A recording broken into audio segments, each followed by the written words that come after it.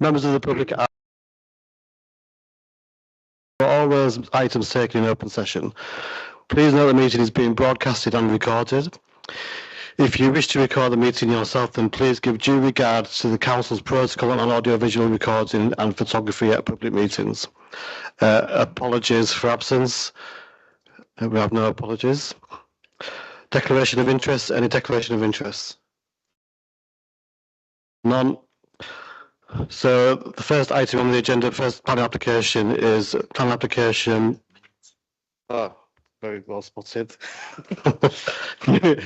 Minutes held on the 9th of October. Do you have a mover? Second, Derek. All in favour? Abstention? One absent. Yeah, he wasn't here, Eric. So we've done declaration of interest. So planning applications. So the first planning application is Zulu Foxtrot 24/01903/Oscar Lima.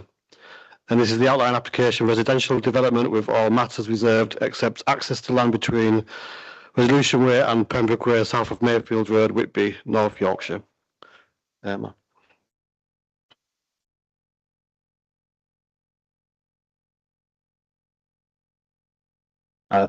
Thank you, Chair. We're just making sure that the presentation's on the screen now for members to see. First off, I will start with the update. So since the agenda was, the agent has confirmed that there is an error in the flood risk assessment. The flood risk assessment says there is a medium risk of groundwater flooding. It should have said low risk of groundwater flooding. This is based on British Geological Survey information. This has important implications for the application. The report currently says there is a need for a flood risk sequential test, and that because this has not been provided, there is a policy conflict. However, as the risk of groundwater flooding is actually low rather than medium, there is no requirement for a flood risk sequential test for these reasons. Members should now read the report based on the fact there is no conflict with flood risk policy. 36 additional objections have been received from local residents regarding issues that previously raised that are addressed in the report, with the following exceptions. One of the objections included a photograph of a hole they consider to be a badger set, claiming it is within the development land. The objector also provided a plan showing where they consider sets are located. These potential set locations are outside of the application site. This matter has been discussed with the Council's ecologist, and we are satisfied that condition 18, as printed in the agenda, which requires further surveys for such mobile species prior to commencement of development, is sufficient to deal with potential badger sets near the site. Other objections refer to there being springs on and near to the site. It is possible to engineer a solution if there are springs on the site. These objections do not change the recommendation. I'll now move on to the presentation. I'll keep it brief because the application was, as we all know, deferred from the last meeting to allow members to carry out a site visit. We had a thorough look around at the access locations, the site itself and the surroundings. Two matters that were specifically requested to be in the presentation were a zoomed out image of the site on Google Earth. This is on the screens now. You can see the application site and then the wooded valley to the south. Another request was to have the highway limit provided as part of the presentation near Pembroke Way. So that's on your screens now. You can see the extent of the highway limit. So that's the highway maintainable at public expense in bright green. And that's the end of the presentation. Thank you very much.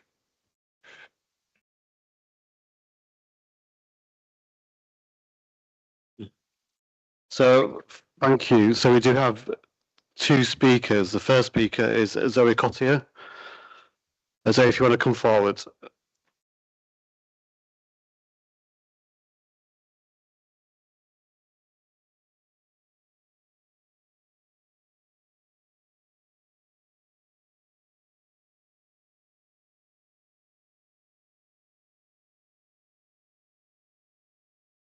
So you have 5 minutes from when you start.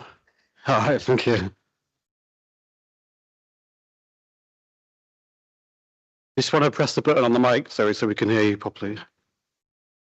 That better? Yeah, that's better, yeah. You can sit if you want to sit, if that's entirely up to you. Yeah, that's fine. Thank you, Chair, and hello, councillors. I'm Zoe Cottier, a resident at Mayfield Road, speaking on behalf of all affected residents who formed the Blue Land Action Group. Our comments are based on factual, available evidence, and we will cover land stability, wildlife that's just been covered, traffic and previous applications. So the proposed development sits on shrink-well clay over water-sensitive mudstone and siltstone, carrying natural spring that flows from predictable underground routes.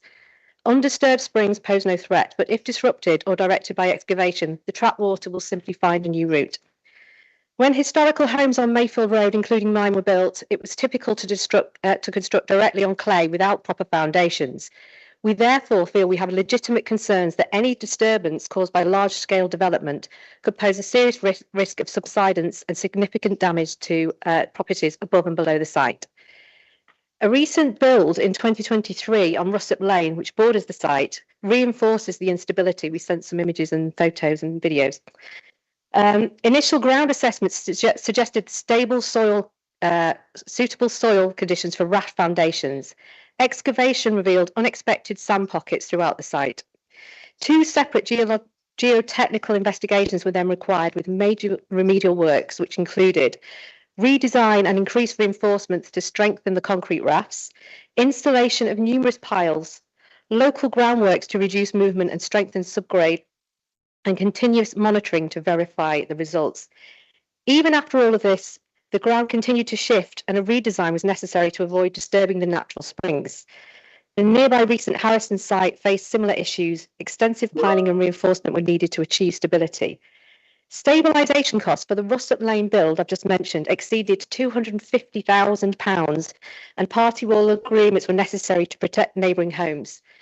Our concerns are in relation to a single property requiring £250,000 in unplanned stabilisation costs. Imagine the scale and risk of costs across an entire development. We believe also that the surveys provided by the developers who have a vested interest in the outcome are insufficient. Therefore, the probability of risk and any resulting damage must be clearly established before any planning decision is made. Traffic impact is another major concern. Mayfield Road already suffers severe congestion and the proposals 2 new access points would inevitably turn it into a rat run. The steep bend on Russell Lane Bank and narrow village road is regularly congested, particularly at Russell Primary School and nearby businesses. Increased traffic from the build would raise serious safety risks for residents, pedestrians and children. You've mentioned badger sets, so I'm not going to talk about that, but we have also observed great crested newts in that area. And we would request that Natural England licences, we wonder why they haven't been obtained.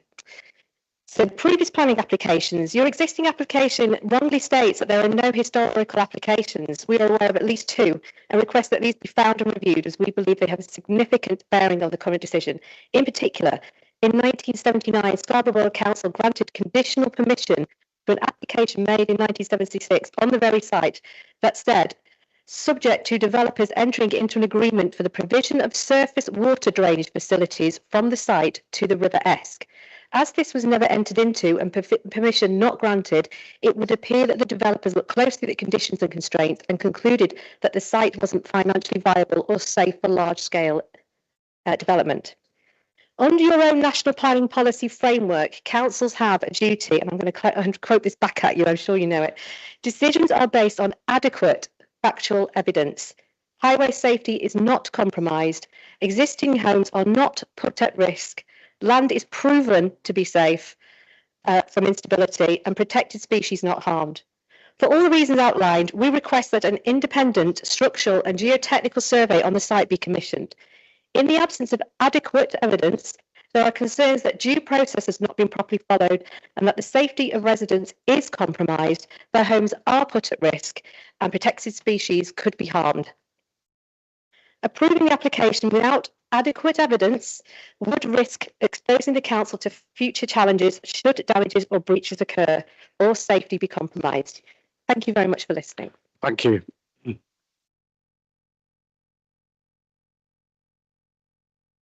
So we do have a second speaker, and this is Annabelle Parkinson on behalf of the agent.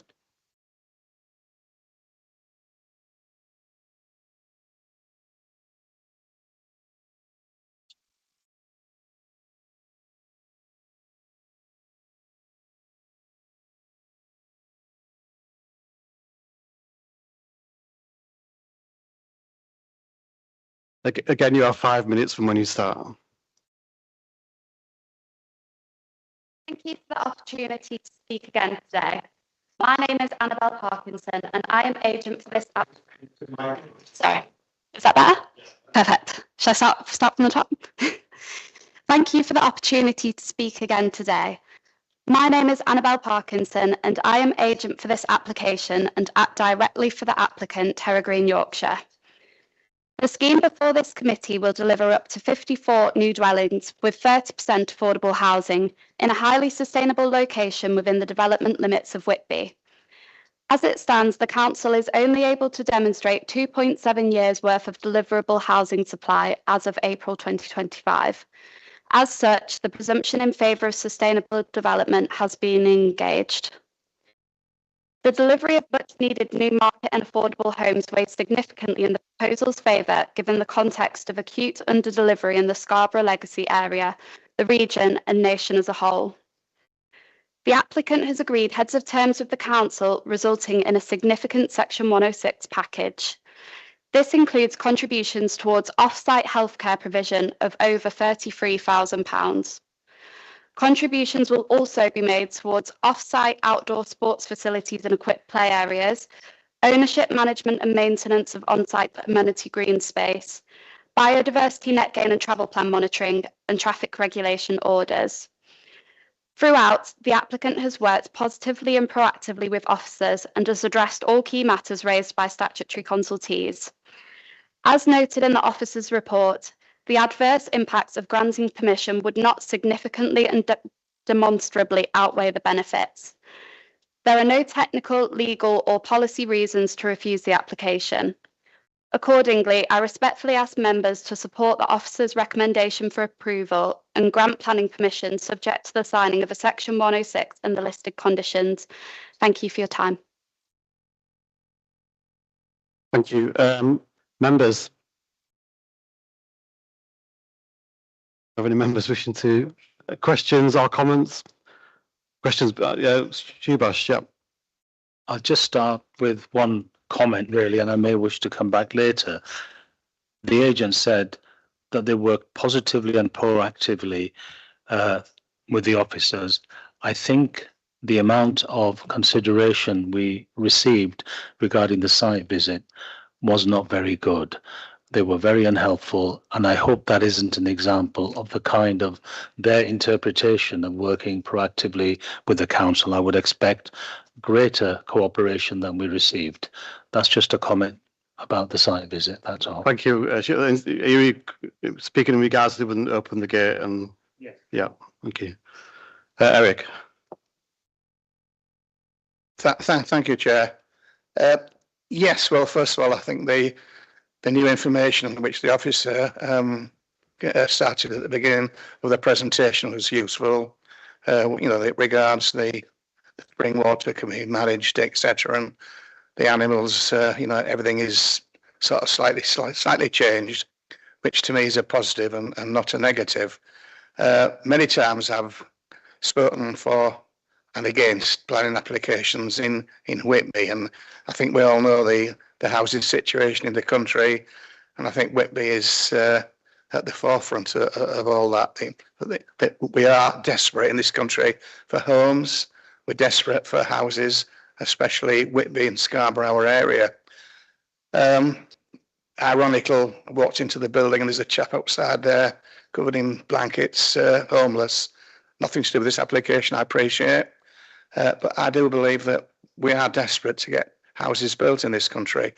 And if the situation is correct, if everything is in order, which going through all this information, I can't see anything to query or basically argue with. I just know from that point of view, as I mentioned in Whitby and Scarborough, and even my own family, you know, we've all got children and grandchildren. When we all don't have, but some of us do, and that's what I get. I'm blasted with, you know, I need somewhere to live when I'm type of thing. And for me, if I refuse this, I don't think I'd sleep tonight. Thank you, Chair.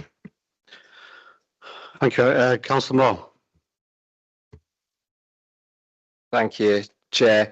And I'll just speak, I guess, to the update and the low flood risk, because that runs contrary to the significant amount of emails that I've received in the interim between when it was deferred till today, by those who know better than I of this particular area of land, often being submitted to some level of flooding. So I understand that if this land does no longer reach that flood risk sequential test, and we're not needing to pursue that, can I ask therefore what binding conditions or monitoring mechanisms will be in place to ensure that drainage, springs, flood management systems actually perform, and who would be accountable if they don't?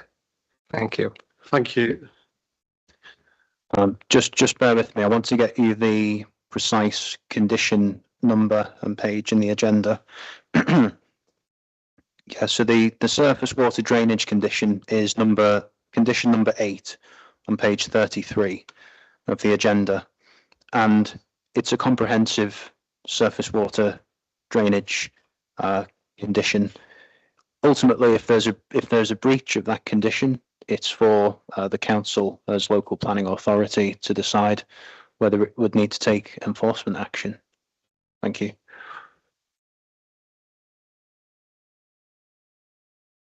Yeah, come back, Rich. No, I welcome the answer. Thank you. It's actually a question directly related to the first public speaker who informed the committee of Russell Lane and one particular property accruing a £250,000 unplanned stabilisation scheme. And it was, I note that the speaker also informed committee that one of the conditions are of new arrangements such as this is that existing homes are protected, and the community, if she's speaking on behalf of, which I think the Blue Land Action Group purports to be, they're asking for an independent structural survey to be undertaken. Is that something that this committee is able to ask? Just to direct members to condition 5 on page 32 of the agenda. It requires a comprehensive ground investigation with mitigation measures if required. In terms of it being independent, it depends what you mean by independent. Obviously, the developer would pay for normally a firm of engineers to carry out the assessment on their behalf. It's not something that the council carries out. Yeah. All right, thank you, Derek. Thank you, Chairman. I'm grateful to the agent for reminding us that we haven't sufficient land supply. That said, that doesn't encourage me to make a decision that I'm not happy with. And I know what the condition is regarding ground stability and one thing and another. But we did note, and it has been identified, that there was, or has been in the past, a landslip there. And I would like to be assured that any investigation is at the toe of that bank and not halfway down, etc., because it will be the toe of the bank where the landslip has been previously that would cause a further landslip, and it's no good taking remedial action halfway up the bank. So we must be positive and ensure that that is part of a worked into a condition.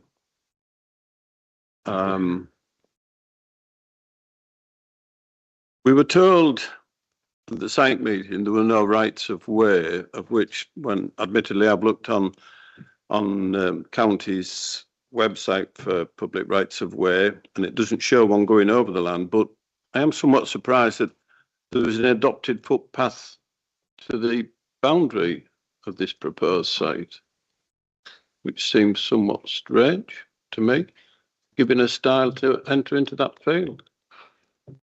So I'd like clarity on that.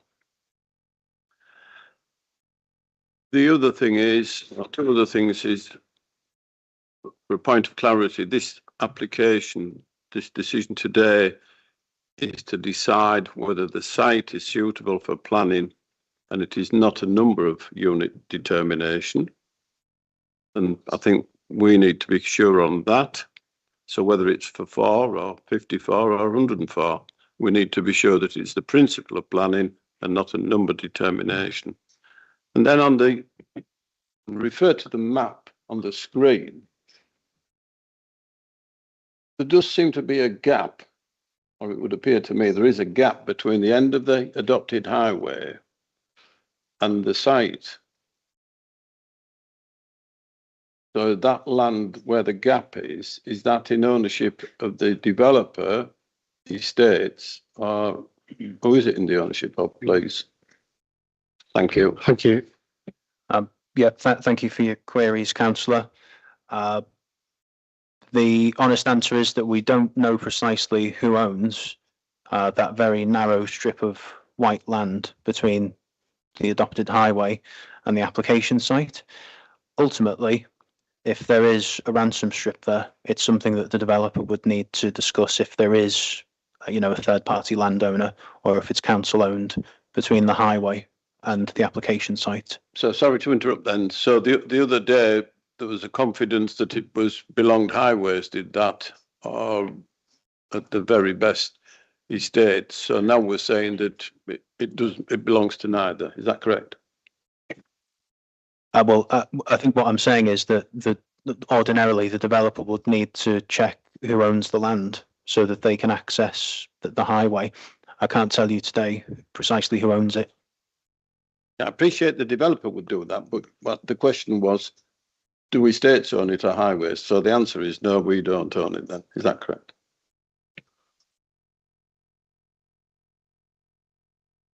The plan in front of you suggests that highways don't own it, and I don't know if the council's estates team owns it.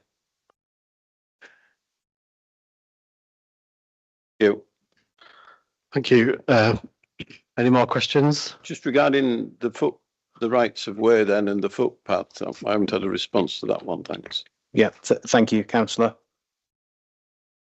So just to run, I jotted down what I think are your queries. So working backwards, we've dealt with hopefully we've dealt with the ransom strip as best we can, if indeed there is one. You're quite right that we're dealing with the principle of housing on the site rather than a fixed number. Although please do note there is a condition that says that a maximum of 54, but that is just, a maximum. It could be at reserved matters that less is proposed. It all depends on the acceptability of the reserved matters. The footpath from Drake Close, you're quite right. It is adopted highway. You can see it on the plan before you.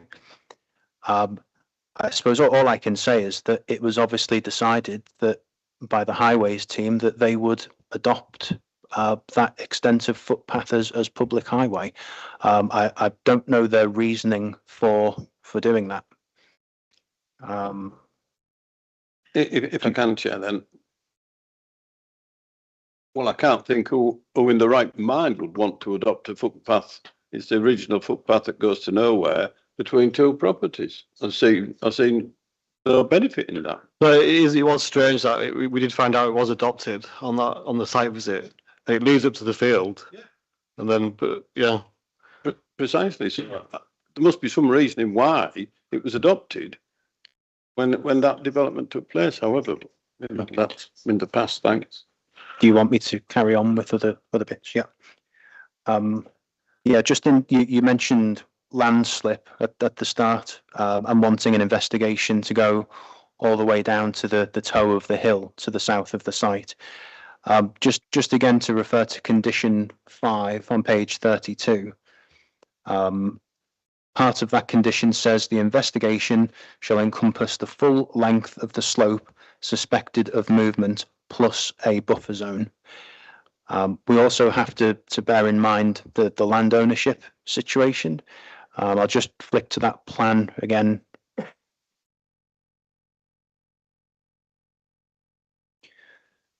So the red line is the application site and the blue line is other land within control of the applicant.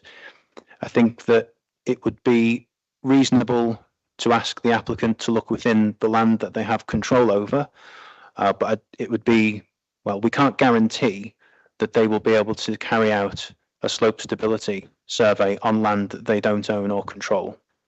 do you want to come back to it? Yeah, thank you. Without stealing Councillor Sharma's thunder here, it was Councillor Sharma actually asked for a better plan of that site to assist us, because that's no better than what we were looking at the other day, or it isn't in my mind. Sorry, Councillor Sharma. Provide a pictorial photograph overview, which gave me an idea of how steep it was. I'm quite happy with that to give me an idea, because from where we were, we couldn't really see past the trees. It was just impossible. So that does give me an idea of how it sets in the general topography of the area. And I'm quite happy with that. I'm aware where the landslip occurred, there seems to be a V projecting into that land. And I think the stability is going to be an issue. And that stability has got to be provided, proof of it, by the developer, what reserved matters. They must bring forward sufficient evidence to say this is stable enough to do this. If they can't, then it shouldn't. But that's really something we've got to look at the next stage. Yeah, I apologise, Councillor Sharma. No. I wasn't thinking of putting words into your mouth. So thank you, Chair.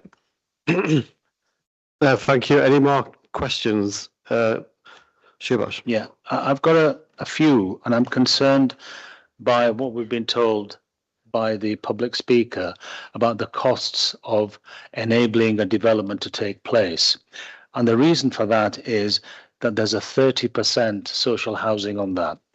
What I do not want to see happen is that 30% reduced because the profitability of the site diminishes because of what they find when they start building. So I think it's very, very important that I'd like some assurance that 30% is assured, because in Whitby, that is the level we go for.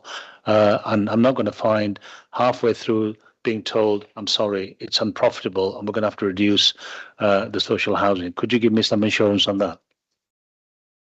I can't fix that for you. What we have to do is determine the application before us, and they're proposing 30% affordable housing. The applicant has also agreed to condition 5 about the engineering works. If they wanted to make the case you've just mentioned, we would have to consider it on its merits, but that would come in the future. It's not before us at the moment.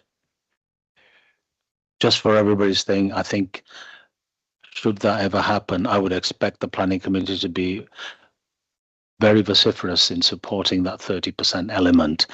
That's just for anybody listening to us bothering about it. Yeah. Which, Yeah, I'll just bring Nick in a minute. You might give more information regarding that. yeah.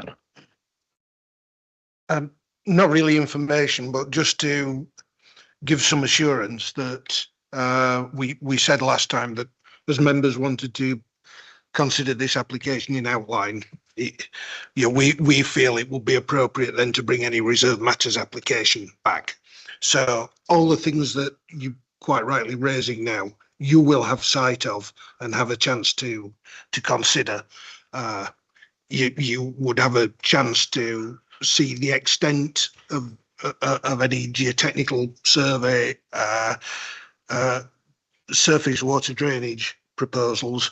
You would also have the benefit of our consultees' comments, and we would expect them before we brought it to you, certainly with any favourable recommendation. We would expect a clean bill of health from our engineers, from the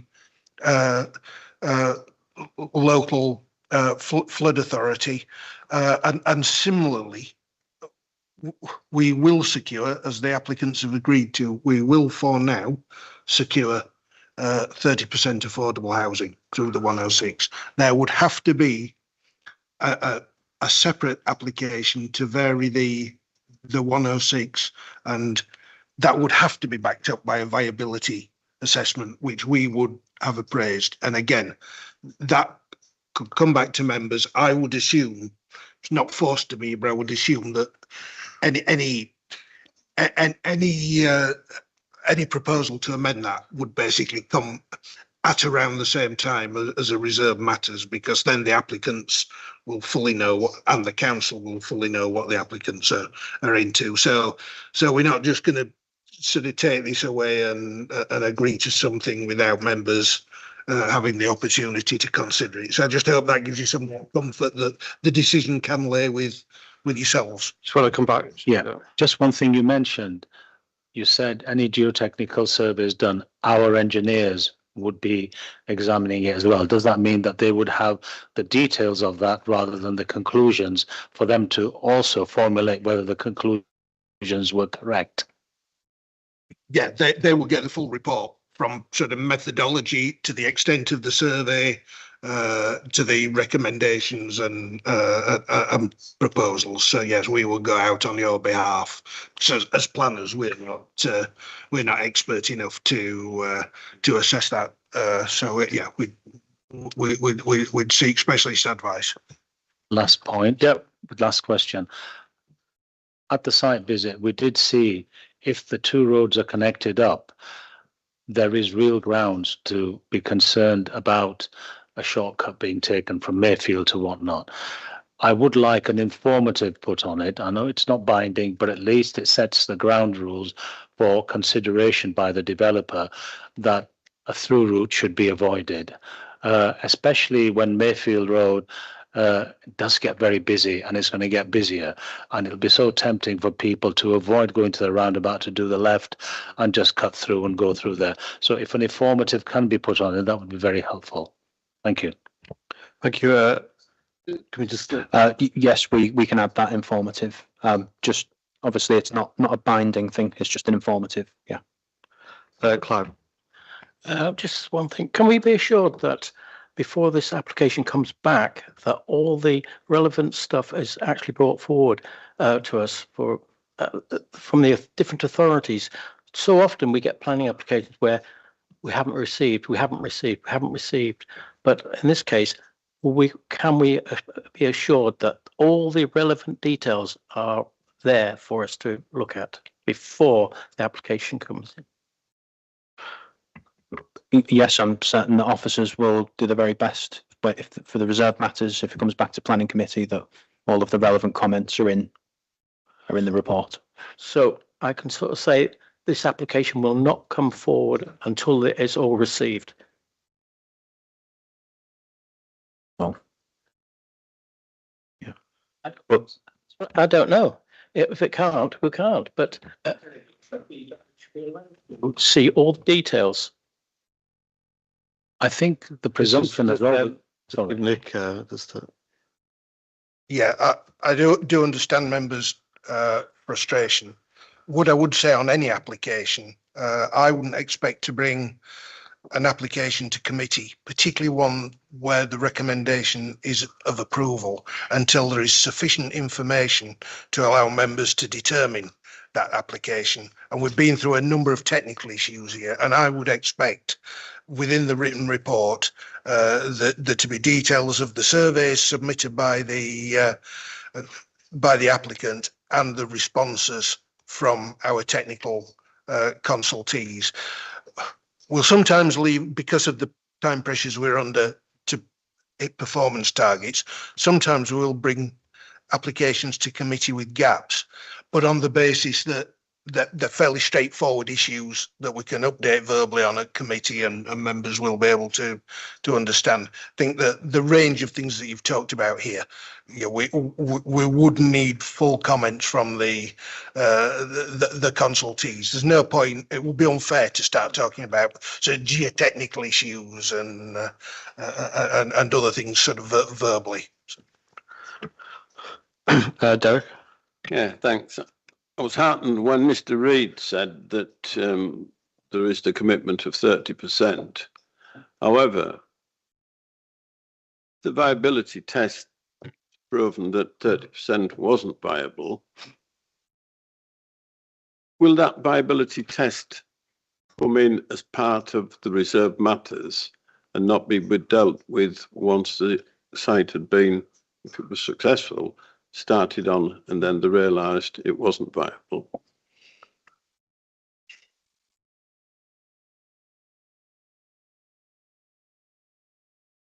It could come in at any time. We can't control that. Just like applications to vary approved schemes, they can come in. But I think one thing that we would take into account, and we would ask our valuation experts to take into account, is, have there been any surprises that have cropped up as a result of the development, or is it stuff that had been or should have been identified pre-commencement of the development? That's all I can say. It's one of those things that we would take into account and look at the circumstances. I'll just bring Derek back in. Yeah, I'm heartened by Mr. Reid's response there. And I'm convinced in what he's saying that all investigations and everything has been carried out to our committee and officers' satisfaction. But as long as we're minded of that in the future, that's all I'm saying. Thank you. Yeah, thank you, Chair. Just picking up on members' concerns, as you will have read, condition 5 currently states that no development shall take place. So what that means is the developer could get, if you decide to approve the application tonight, in accordance with the recommendation, they could then get reserve matters approval, and after that, they could submit the ground investigation. But based on what you're saying tonight, you sound very concerned about the stability of the ground. Do you want, well, it's something for you to consider, do you want to require a change to the wording of that condition such that it has to be submitted with the reserve matters? I think, with respect, that's what Councillor Pearson was driving at, to be quite honest. It's pointless it coming back unless we have that satisfaction that survey is being carried out to our satisfaction or not, all depending on what members think. So yeah, perhaps that's obviously, as Chair, something to bear in mind when it comes to the vote, if you want to vote on that amendment. Also, is it, sorry to put pressure on the agent on the spot, but is that something that would be agreeable, that such a change to the condition?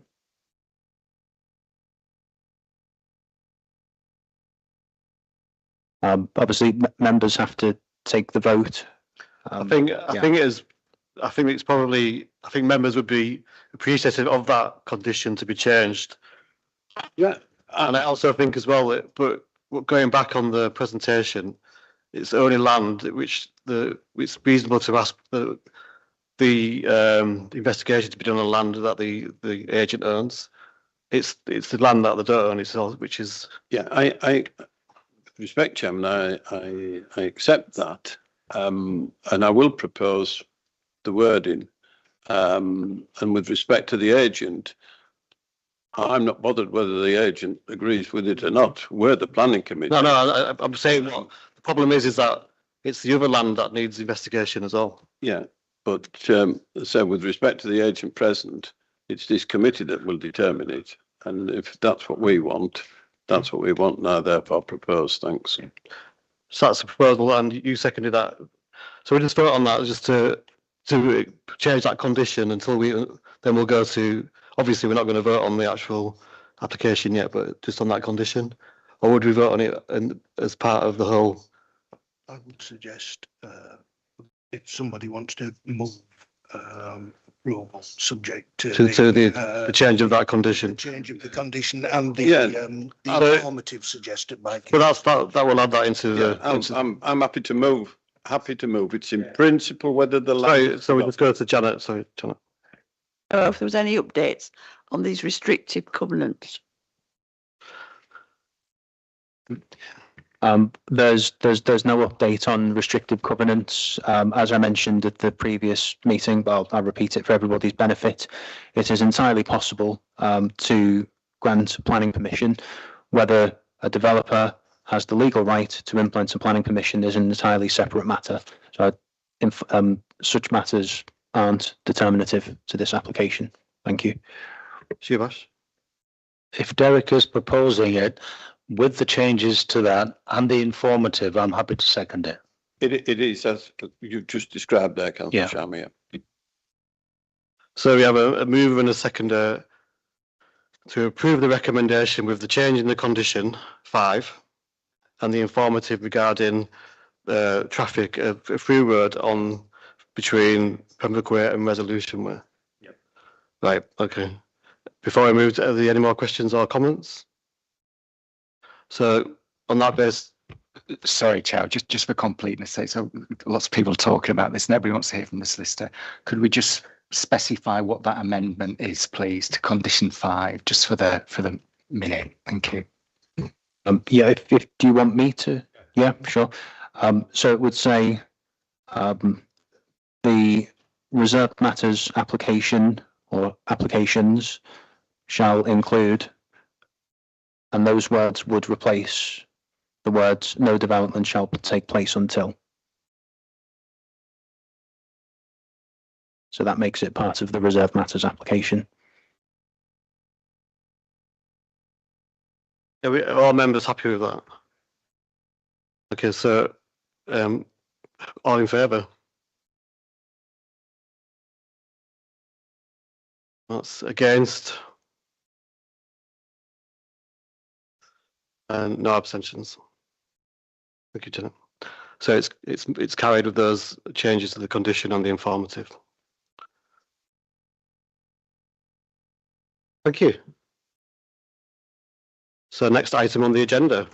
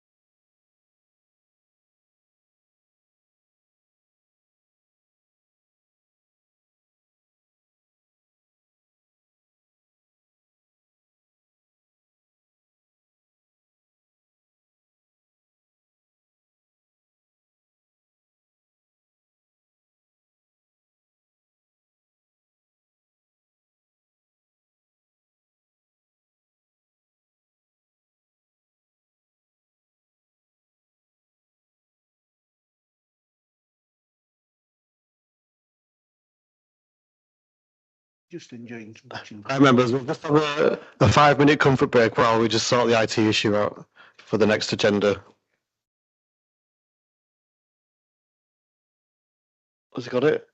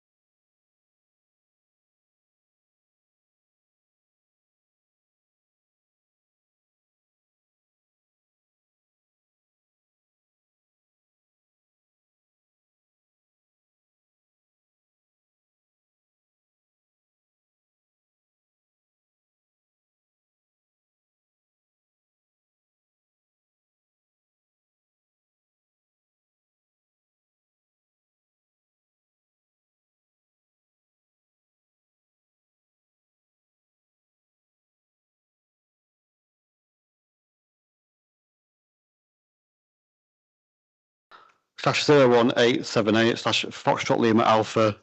This variation of conditions 1 and 2 in relation to Zulu Foxtrot 24/00099/Foxtrot Lima Alpha to allow removal of a tree and creation of a parking area, at former site of 79 Cross Lane, Whitby, Scarborough.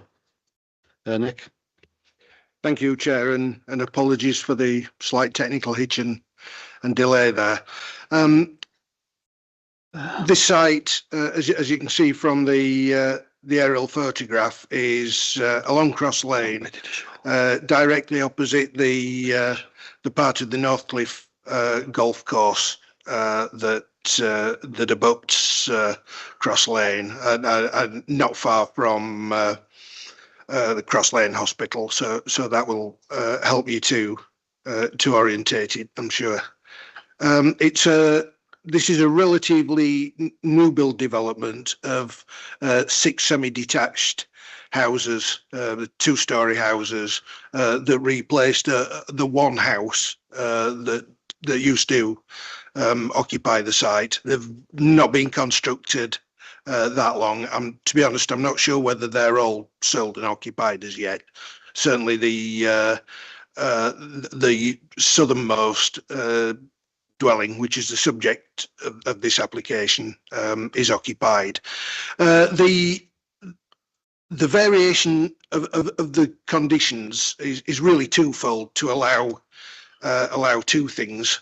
Firstly, to allow removal of a Scots pine that occupied the front corner of the site.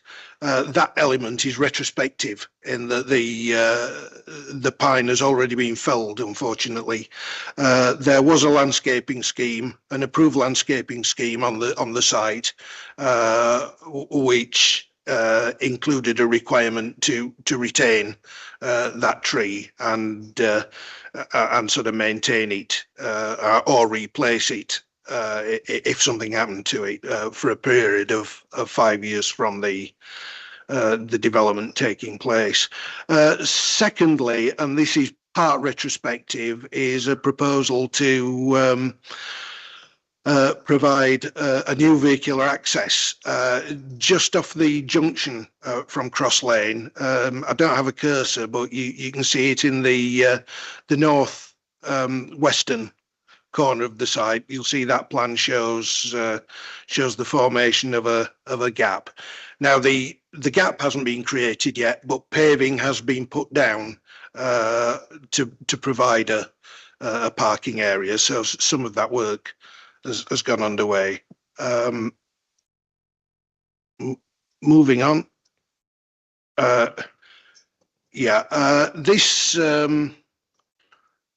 This proposal, this plan is quite useful in that it shows the existing parking arrangements for the site. Parking is to the rear. The parking meets the requirements of the Highway Authority for dwellings of this size. And as you'll see from some of the photographs I'll show, it is actually quite convenient parking in that there are accesses up into the rear gardens from the approved parking spaces. So we are suggesting that there's no justification for additional parking to meet highways requirements. This is a photograph of the development. You can see there that it's very new, and this shows the mature Scots pine that occupied the site, obviously been there for a long time. And this is the site as it is now, with the tree missing. I would suggest that is quite a significant change in terms of the street scene. Moving on. Again, this shows it shows a couple of things actually. It shows the general street scene, and as you can see, and I'm sure members who are familiar with Cross Lane will be aware that it is a well-treed street, and that's part of the character of the area. The other point is again very close to the junction where the new access will be formed is this pedestrian crossing. So you've got your pedestrian activity within the area. Yeah, and again, this just shows the site looking up the other way. And although this is taken at a time when perhaps the foliage isn't at its best, again, you can see even travelling towards Calder Hill Lane, you've got quite a bit of tree cover there. So the loss of, albeit a Scots pine, it does leave leave quite a gap in the street in the view of your officers. And again, that shows how close the proposed access point is to the junction with Cross Lane. It's also close to a surface crossing point for pedestrians at that point. They'd come out very, very close to that. And as you'll have seen from the report, the Highway Authority are concerned that having vehicles coming in and out and stopping to turn in there would cause a hazard at the junction and for pedestrians. So they've objected to the scheme. And there's just another shot there. You can see some of the paving that's already been put down. And the next photograph that gives you an idea of the parking area. And as you can see, there are entrances up to provide pedestrian access from the car parking spaces. And again, just another shot of the existing car parking. And that's all. So the application is recommended for refusal on 3 grounds. 1, impact on the character and appearance of the street scene, a danger to users of the highway, and thirdly, that it would be prejudicial to ecology and nature conservation. It's clearly a mature tree provides a habitat and roosting place for birds, amongst other things. So it's recommended for refusal. Thank you. Thank you, members. There's no public speakers, members. Any questions, comments? Yeah, Councillor Broadbent. Just a very brief comment. There's an old saying that if there's one thing you do in life, it should be plant a tree. You know, this is like a strange, something that's not happened. It's opposite, but.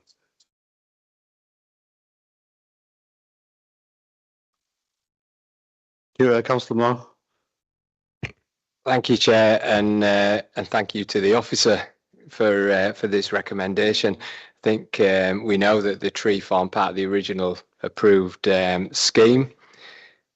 I think there's a potential of setting a dangerous precedent if you allow things like this to take place without some kind of compensatory measures. So I think granting permission now would permanently reduce green infrastructure and like I say, set an unhelpful precedent. So yeah, I may need to move this. Thank you. So you're removing the recommendation. Yeah. Do I have a seconder? Shubash, Derek. To be quite honest, this is as near undeveloped vandalism as ever it could be, removing that tree, because when the detached dwelling was there prior to that, it was almost surrounded by Scots pine. I remember very well. And I think it's nothing but developer vandalism, isn't this? That did form a very important part of the street scene in Cross Lane, and you know, it's in Councillor Sharma's ward, but it's something, you know, I've seen for many a year, and I'm fully support the officer recommendation, and I think it's something we should really work on to get a mature tree reinstated there. Thanks. Yep. I know some members have asked separately, but I'll address the committee. If you do decide to recommend refusal, today, subject to any appeal that might be lodged. We would pass it on to the enforcement team, and my advice to them would be to take formal action if necessary, to seek the replanting of a tree. We would take the arborist's advice as to this particular specification, but again, my view would be that it should be a civic standard or semi-mature tree. So there's some instant sort of compensation, and that would then sort of allow it to develop. So it's not one that we would just sort of leave as a refusal. We will take that further with the enforcement team. Thank you. Chair, I'm heartened again by Mr. Reid's response there, and if we could really emphasise the point of semi-mature, whatever. What we don't want is a whip putting in there. No. And it'd be 15 years before it ever looks like being anything like a little tree even. So I would go along with that, thanks. Eric and then Shubash. I've looked at my own mind, Chair. There's some property near me, and they had Scotch pines, and they were advised to cut them down because the house was unstable. It was causing some unstableness. Is there any, in this report, is there any mention of any properties being damaged? I'm just thinking, no, there's no supporting information to justify the removal of the tree at all. Nothing's been submitted. Thank you, Shubash. I think everybody's aware of Cross Lane, Green Lane. It's a tree-lined avenue, and it's something that should be maintained. Really disappointing that they decided to cut it down and seek retrospective. Obviously, he didn't think he needed it, and he should have really done the proper thing and consulted. I'm aware that it wasn't the developer who did it; it was the actual householder. Is that right? I'm not sure who did it or who was in ownership and control of the land. What I would say is, as you can see, these are very newly built. I think that one is very recently occupied. So, firstly, if it was the developer, he should have been, or they should have been well aware of any conditions. Given it was a recent conveyance, I would have expected any requirements to have been flagged up by the purchaser's solicitor. So really, there's no excuse anyway. But I think if a house has been built for 40 years and passed through 4 or 5 different hands, you can maybe understand that requirements get lost in time. But I would think on this one, I would suggest there's no real excuse. Just to say further on from that, they should have checked it. Do you know, I've lost my train of thought completely. I was bamboozled by your wonderful answer, and I'll just see if I can. But if it hasn't been seconded, I'd be happy to second that. I think you've already seconded it. Yeah. So any more questions or comments? So we do have a mover and a seconder. So all in favour? With the replanting, yeah. Before you do it, I think they've got 6 months to appeal against this if they choose to appeal. Is that right? Sorry. They've got 6 months to appeal. I wouldn't, and again, this would be a matter for the enforcement and legal colleagues when we put it in their hands, but I wouldn't suggest that they wait for 6 months to see whether there's an appeal. As far as I'm concerned, this could be dealt with by a breach of condition rather than a planning enforcement notice. A breach of condition notice has no appeal. You either do what the notice says, or basically even be prosecuted.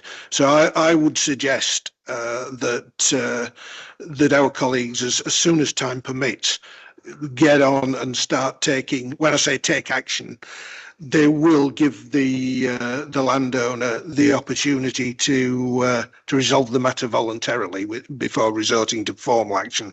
So I think that needs to start taking place now, because that by the time everything's resolved, it could take 6 months anyway. So let me get this right. The enforcement is based upon the original planning application that was given, not on our refusal to accept this. Yeah, they could appeal against your refusal, but it doesn't stop us or the council taking action against the breach of condition that if you vote today will remain in place. That those conditions remain in place. So we're refusing the condition. The recommendation is to refuse, and then enforcement action can then be taken. Yeah. Yeah. Yeah. So we have a move and a second to all in favour. So that's unanimous. So item 6.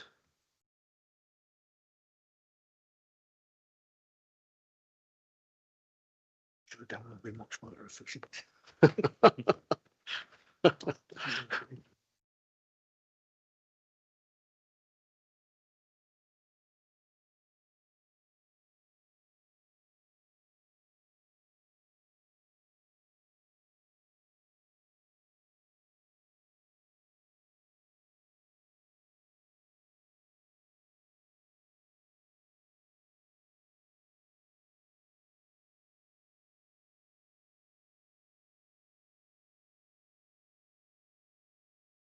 The next item on the agenda is item 6, and that's Sula Foxtrot 25/00901/Romeo Golf 4, erection of a 32-metre high Ferris wheel, including supporting structure with decking, ramp access with a ticket office, construction of an 18-hole adventure golf course and a metal deck at former futurist theatre, former futurist buildings, Foreshore Road, Scarborough.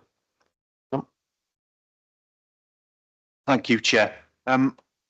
What I shall do is I'll just run through the site, its constraints and a bit of background planning history before moving on to explaining the proposal and giving officers' views on the merits of the scheme. So the application site, as you can see on the aerial photograph, the land of the former futurist theatre. You can see there on the site when this aerial photograph was taken, Google Maps, there's the wheel and the adventure golf course in situ. I'm sure members are familiar with it. It's at the heart of the Scarborough, of the conservation area in the South Bay's natural amphitheatre. It's not itself within the conservation area, but flood zone 2 does wash across the majority of or a major part of the site. So that puts it at medium risk of flooding from sea level, from the sea rather.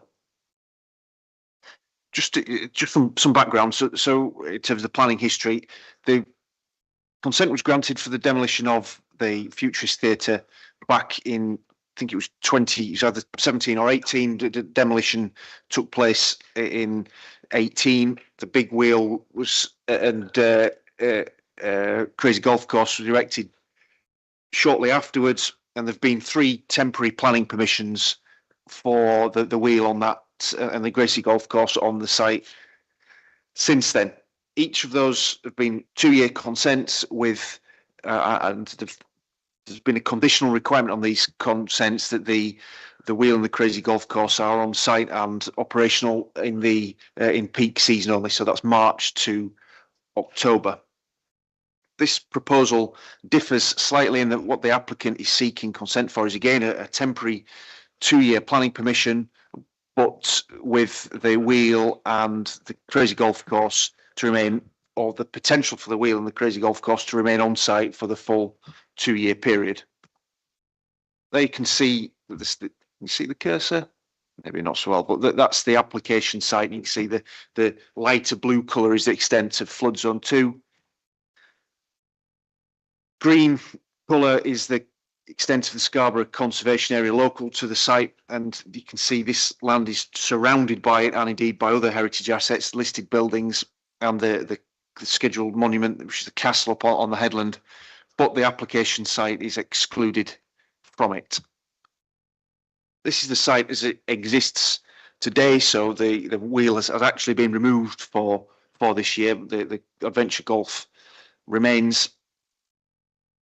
See there, this is a Google Earth photo to resort to that, so it's been removed for this year, but you can see the wheel, and that's what's proposed again. So that very same wheel that's it in situ on this on the site.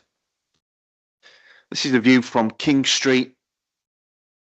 You can see the wheel there on the adjacent to Foreshore Road.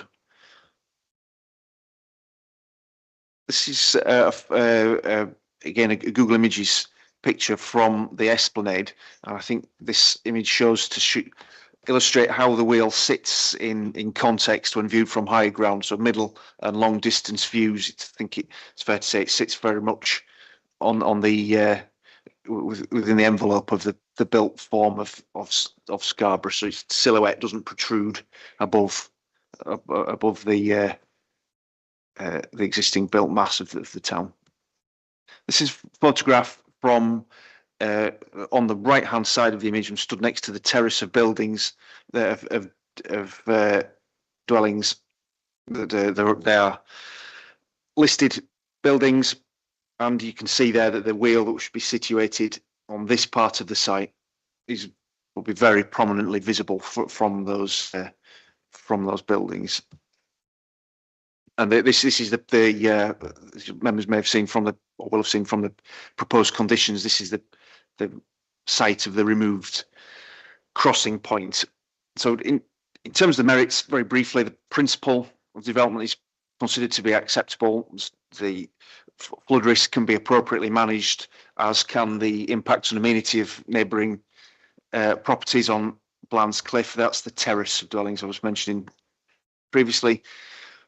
Flood risk can be managed, amenity can be managed. In your officer's view, the limited impact on the character and appearance of the conservation area and settings of listed buildings is outweighed by the substantial public benefits of the site being in use. And for those reasons, the recommendation is that consent be granted, subject to the conditions set out in the report, with an addition and some clarification on the highways condition. Previously, before the Futurist was demolished, there was a pedestrian island in the centre of this main crossing here. That was removed during the demolition, and the intention was that it would be reinstated when the site was brought back into permanent use. That's not happened yet. It's still missing from the site, and the view of your highways officers is that's a problem. One, because this is a key desire line, not only for people moving from the beach to the development that's proposed here, but more generally, it's a key site for crossing for those people who need a tactile crossing. And more recently, there's an acute problem, as identified by the highway officer, that people coming down the Foreshore Road, under the bridge, down the foreshore, see that the traffic is backed up, taking advantage, as the councillor's pointing out, to do a U-turn on that on that point, which is exactly where people are looking to cross. So for that reason, officers are recommending that condition be applied, requiring the reinstating of the central pedestrian island prior to the first use of the re-erected wheel in the next season. Additionally, officers are recommending a condition requiring that basically that the disassembled wheel not to be stored on the site should the applicants wish to take it down in the period of this consent, which would expire on the 31st of October 2027. So if it comes down, that site's not used for its storage on visual amenity grounds. Yep. So recommendation, Chair. No, thank you. No public speakers, members. Councillor Moore. Thanks, Chair. I've got comments and questions, if you don't mind. I'll wrap them all up for once, because First of all, I'd like to speak, maybe not just as a committee member, but someone who remembers what once stood on that site. A futurist, it was more than just a building, it was a part of Scarborough's identity, and it was lost through a political decision. And that was against a backdrop of strong public opposition. But we're here years later, still debating whether a temporary Ferris wheel and golf course should stay longer. I'll come to my questions. We're told this remains a temporary use until permanent redevelopment comes forward. Can officers confirm whether any current planning policy or active brief still exists for that regeneration, or whether these rolling temporary consents risk undermining it? How many years of temporary permissions can pass before this effectively becomes a permanent fairground use? And how do we ensure the claimed public benefits genuinely outweigh the cultural and heritage harm to South Bay and adjacent conservation area? I do understand the need for interim economic activity, but I remain deeply concerned that we've normalised a temporary fairground use on one of Scarborough's most significant sites. The town lost the futurist, a space of culture and identity with a promise of better to come. And I'm not convinced that this is it. Thank you. Thank you. Do you want to answer those questions then, if you can? Thank you, Chair. In terms of briefs or current applications on the site, other than this one, that it's a point of fact that there isn't one, certainly no formal adopted position for the site that's forming part of planning policy. In terms of how often can a permanent consent be granted, well, the applicant can keep applying, and if it's acceptable on its merits at the point it's considered, then that's the consideration for members. And does it risk?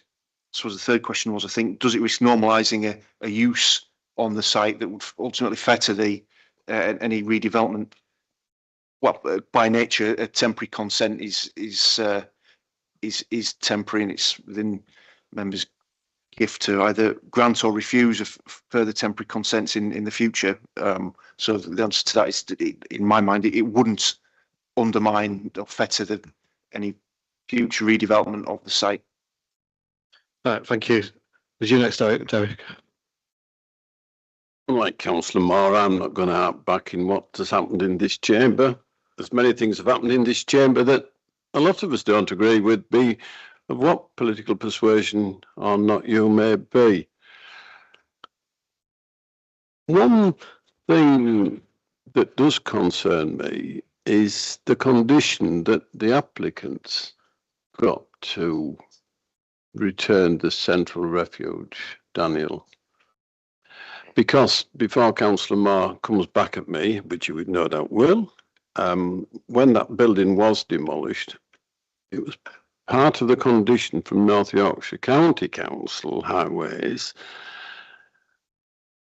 that central reservation crossing point had to be reinstated at the cost to Scarborough Borough Council. Not any developer at the time. So I think, to be quite honest, it's grossly unfair to impose that condition upon the developer now. Mr. Reid may come back with something that satisfies my curiosity, no doubt. Thank you, Chair. I suppose, as Nick just identified, we're not imposing the cost on the developer. It would be for the applicant to discuss in terms of their lease or make agreement with the council in terms of who pays and ultimately who reinstates it. But I think it's important, certainly it's the view of the Highway Authority, that it's important that it's related to this development. It's the necessity for it is related to this development, in that people are crossing to get to this development, and that in and of itself is a safety consideration. It stems from the development as proposed, but ultimately who pays pays for it is a matter between, I guess, the applicant, highway authority, and the councils dealing with matters associated with the lease of the site. But ultimately, it needs to be there, I think, officers think, before the wheel is used next time round. Daniel, I'm not arguing against it being there from a safety point of view, and for the cars, stock cars doing a U-turn backwards and forwards on foreshore. It was the fact that the cost of it, and that was all I was raising. Thanks. Eric. Yes, thank you, Chair. Well, I can see nothing wrong in reiterating that the demolition of the Futurist was a sad loss for Scarborough. We are where we are. That site now, and it's perhaps one of the most prominent and valuable site ranked to Scarborough. And the wheel was there, as we all know, for a temporary stopgap till a developer came along, and something better happened there. And I'll use that word better because the wheel is a stopgap, and this application is only for 2 years, which I'm relieved for that. The thing is, trends have changed, and coastal towns now are looking for more concert halls, more theatres, etc., to be on the seafront. It's a changing scene, and I'm relieved that it is a 2-year application. I'm quite happy for that 2 years to be granted according to conditions, which I think we're going to sort out who pays for the road going across the thing on it. But yeah, it's looking at that site. It's just begging for development. For something really that was going to enhance our borough, and let's hope it happens in the near future. Thank you, Chair. Thank you. Was you moving the recommendation? So I need a seconder for Sir Janet, second. Sir Shubash. I'm glad you picked up on that, Derek, because I was concerned that for a 2-year planning permission, the cost of that was being thrown at him. I hope that North Yorkshire are doing it as part of his lease agreement, and perhaps he hasn't had a rent review, and that's his rent review is going to be doing. But it seems unfair to me that somebody who's going to be only there for 2 years is paying for essential highway improvement, which is necessary. Completely agree with that, but it seems unfair that it should land on him unless there is some mitigation, which we don't know anything about. So that's it really. So I'd be happy to second it if nobody seconded it. I think Janet has. Yeah. That's good. I think in regards to that, could you apply an informative just to request whether North Yorkshire will pay for the or is that something far beyond what we can do? I would say not, Chair. That would be my immediate response to that. I mean, the condition would be there. It would need to be implemented before wheels first used, and who pays for it, and is really not. I would suggest not a matter for the committee as such, but between the applicant and other interested parties. Janet. Well, I'll say no more about why we lost the Futurist, considering that I coordinated the petition for it to get back to full council, and we lost by 1 because now I think it would have gone to review to be lost by 1. That's irrelevant. All I want to point out is that we went to North Yorkshire Highways in 2011, so Scarborough Council really didn't have any say as to whether it should be reinstated or not. It's the responsibility of North Yorkshire Highways, and I will take that forward. But also, the person that provides the wheel is very conscious of residents, as you'll see in item 10.12. He's got restricts times. He doesn't have lights on the site, so it affects the people's visibility behind. And they do contribute to events within the town. They're a very able applicant. I have no hesitation in recommending that we accept it for 2 years. Hopefully, sometime there will be an application, and I follow Councillor Broadbent. Let's see if we can put a theatre back. We'll just see what happens. But I agree with it. But the main thing to me on the highway, and I refer to them quite a lot of times, is you say the turn to do a shortcut. Well, that should be prosecuted if they are doing that. Also, the try and go up Blandscliff. Now, Blandscliff has got signs on it to say access only, and it's quite dangerous. I mean, it's something I'm trying to deal with at the moment, because in summer, a lot of pedestrians go from the main street of Newbury, Eastborough down, and you get somebody who terrorises down that street just to get onto the seafront quick. And I could name them all, but I'm not going to. But that to me is dangerous, more dangerous than the possibility of crossing Foreshore Road, because before long somebody will be mowed down on Blandscliff. But that's not for the application today. But in my, I'll mention it. It's one of my things for my highways. Thank you. Thank you, Janet. It's a point of order and clarification, actually. Yep. When that application went in to demolish that building, it was part of a condition imposed by North Yorkshire Highways that at a request from former Scarborough Council that central reservation be taken out to allow vehicles in and out, and the condition was that the former Scarborough Council had to pay for the reinstatement of it, which was for point of order and clarification. Thanks.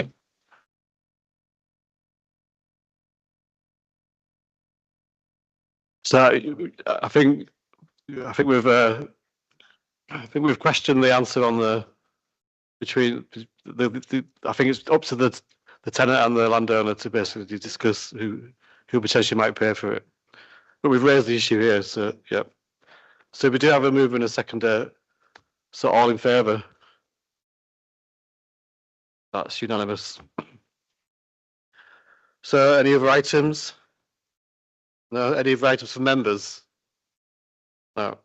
So day of next meeting is the 11th of December. Thank you very much.